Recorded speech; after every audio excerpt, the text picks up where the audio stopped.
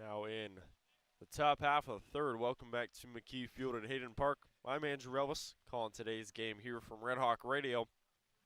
It's the 2, 3, and 4 hitters here for the Bowling Green Falcons. Sam Seidel, DJ Newman, and Tyler Ross are your Bowling Green hitters. Patrick Mastrian facing Seidel for the second time today. He's quickly ahead 0-2 after Seidel fouled that one back. Seidel 0-1 on the year. 0-1 on the day. Ground out to short in his first at bat. He's trying to battle back in this one. The 0-2 pitch, this one high on Seidel. The at bat stays alive. The rain is definitely coming down now. Got 100% chance of it from 1 to 2 p.m. Goes down from there, but it's going to be raining all day long here from Oxford. Rain isn't supposed to stop until 12 p.m. tomorrow. So, going to be another one of those rainy Fridays here from Oxford. The 2-2 pitch, this one high and outside. 3 balls and 2 strikes now on Sam Seidel. Good thing this game got underway before the rain really started to pour down. Full count here on Sam Seidel. This one gets away from Mastrian, and a leadoff walk to start the inning off from Sam Seidel. The pitcher, DJ Newman. And with that, it'll bring up DJ Newman, the two-way player here for Bowling Green, who has been really good in his first 2 frames of pitching for the Falcons. Struck out on his first at bat, and he'll try and flip it the other way here against Patrick Mastrian. Newman from Archbold, Ohio, about an hour from Bowling Green. Pickoff attempt over to first. This one gets away from Applewick over at first. And Seidel is going to steal a bag, advance over to second quite easily there. And another runner in scoring position here for DJ Newman and the Bowling Green Falcons.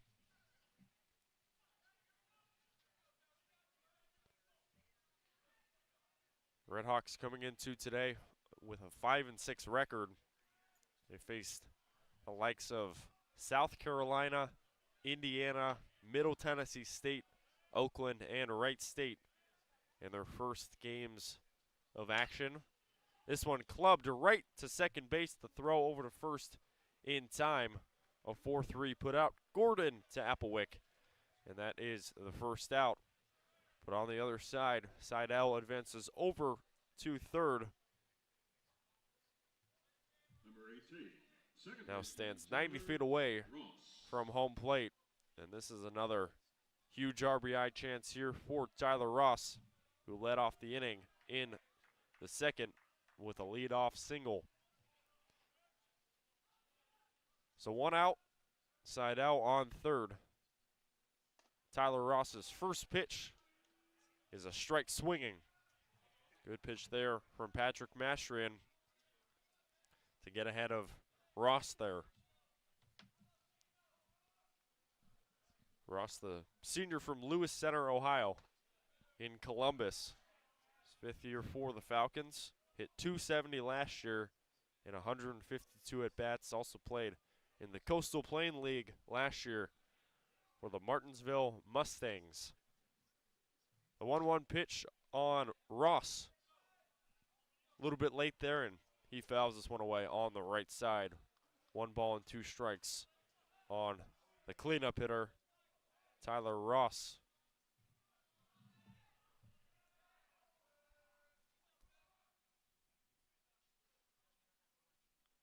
One and 2 here on Ross, and he hits this one in the air out to right. Ryan Novak is there under it, able to make the catch. Coming over into home to advance is Sam Seidel, and he will score. So a sacrifice fly there from Tyler Ross brings in Sam Seidel, and the Bowling Green Falcons are up 4 on top of the Redhawks. It's also back-to-back innings with a run here for BG. So in the early stages here, the Falcons are taking advantage here of the Redhawks in some slippery weather.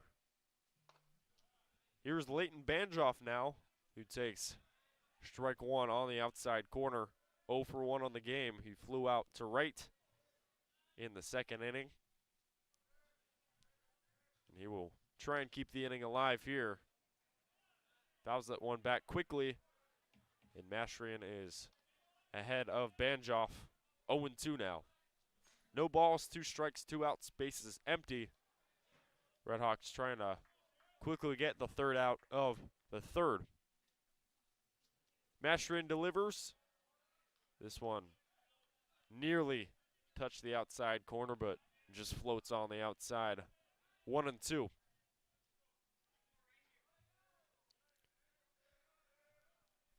One ball and 2 strikes here on Leighton Banjoff, and he hits this one into shallow left.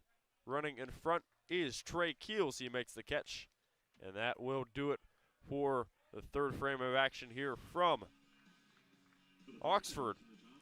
So 1 run for the Bowling Green Falcons on no hits. No runners were left on base, and we will head to the bottom half of the third with the Redhawks trailing by 4. They've got some work to do. We'll see if they can crack into this deficit against the Bowling Green Falcons. You're listening to Miami Baseball here on Red Hawk Radio. My name is Andrew Relvas, live from McKee Field at Hayden Park. Be back for more action in just one moment. So Bradley Dean hits both technical free throws, and the Redhawks are up by 12 now. Reese Potter takes a seat, and the Redhawks are going to keep it relatively small here as Mabry checks in. It's Bradley Dean, Makai Cooper, Ian Elmer, Darwishi Hunter set to come off, Ryan Mabry and Marambo in for the Redhawks. 6:15 left to go, Redhawks up by 12. Here comes Makai Cooper, a ton of contact, missed it first. Anderson Marambo able to clean it up, count it and a foul, send the big man to the free throw line. And the Redhawks have a chance to make this once more their biggest lead of the game. They're up 63-49, can make it 64-49 with the free throw. That was a great play there by Makai Cooper, who was swarmed by a lot of pressure from Ball State. And he was able to keep his dribble and keep that ball in a string. And then the big play was him being disruptive on the rebound, which allowed Anderson Marambo enough time to secure that and get it up on the rim for 2.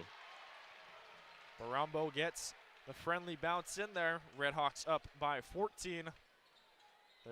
Looks like they're employing a zone defense.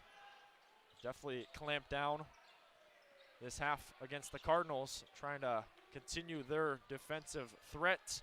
Meanwhile, Bashir Jihad right at the rim, up in front on Anderson Marambo, cashes in for 2, back to a 13-point game.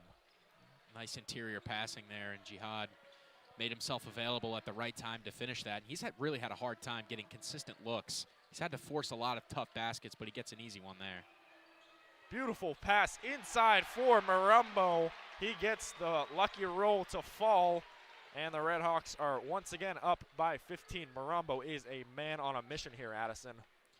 He's played extremely well, and he's taking the game into his own hands at this point, trying to close this thing out, and Ball State is reeling down by 15 in a game that they could have easily won. And they played pretty well in the first half and just could never find any sort of offensive momentum in the first half. And in the second half, Miami has been fantastic defensively as well as knocking down almost every perimeter shot that they've taken a look at. Last game, Marambo had 4 points, 2 rebounds, and 2 assists versus Georgia State. He's currently up to 16, 4 rebounds, 1 assist, 1 steal. So definitely filling all the stats. Darwishi Hunter right out of the inbound. Far corner tray is money. And the Redhawks are up big against Ball State. Currently up by 18. So this one quickly gets out of reach here for Ball State. Here's Bashir Jihad. Far corner three by Davian Bailey is good. Answers back against the Redhawks. Back to a 15-point game here for the Cardinals. Bailey's played pretty well next to Jihad this game.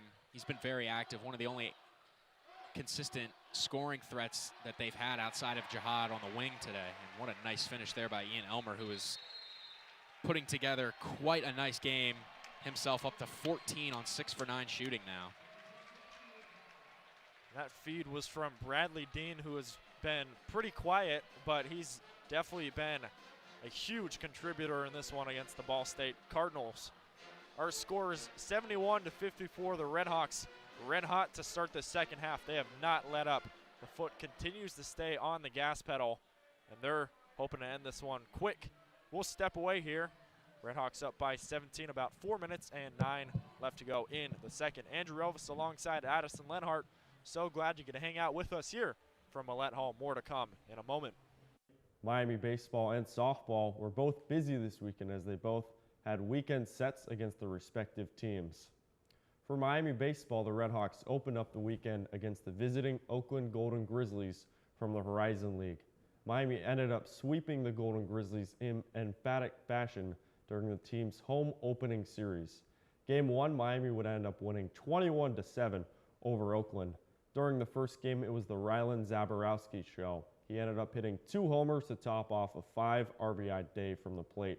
Zaborowski was one of many Redhawks to total 22 Miami hits. The Redhawks would play a closer game, but they would end up winning 8-6 over the Golden Grizzlies in Game 2.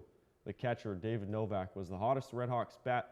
He finished 2 for 4 with 3 RBIs and a 2-run homer in the 5th. The final game of the weekend for Miami, the Redhawks would keep up the hot offensive weekend from the plate and outslug the Golden Grizzlies 17-9 in an offensive showdown. This game was characterized by freshman Garrison Barreal, who ended up getting his first collegiate hit in the second inning. Miami's next matchup will be against the Wright State Raiders from the Horizon League. That game is currently underway from Dayton and should continue to stay entertaining. Miami softball, meanwhile, continued their weekend trip out to Norman, Oklahoma, and ended up going 4-1 during a 5-game weekend tournament. Game 1, this was probably the best of the weekend. The Redhawks took on the #1 team in the nation, the Oklahoma Sooners, who were defending national champions. This game went down to the wire thanks to back-to-back solo shots from Jenna Golombowski and Carly Spade, which would tie up the game 7-7 in the 7th. The Sooners would quickly walk it off in the bottom of the 7th with a 2-run game-winning homer to give Oklahoma a 9-7 win over Miami and stay undefeated. The next 4 games, the Redhawks would defeat Louisiana 12-10, Seattle 10-2, Missouri, Kansas City 16-6 in 5, and Tulsa 8-0 in 5. Holly Blaska, Chloe Parks, and Kate Kobayashi, as well as Madeline Reeves, each were very strong for the red and white. The Redhawks' next matchup will be against Jacksonville State in the first game of a weekend tournament in Athens, Georgia. First pitch is slated for this Friday at 1 p.m.